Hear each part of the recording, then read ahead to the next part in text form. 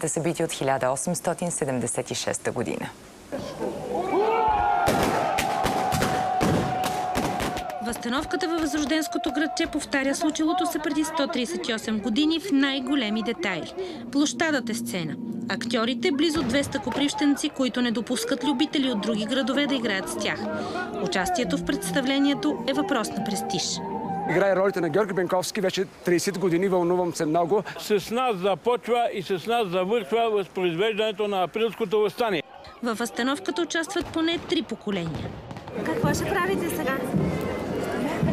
Постановката на априлското въстание. Кого ти е това? Мой баща.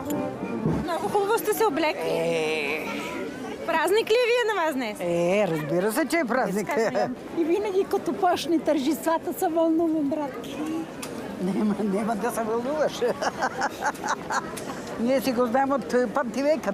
Тържествата са подготвяни с месеци. За копривщица това е най-големият празник през годината. Браво! За BTV новини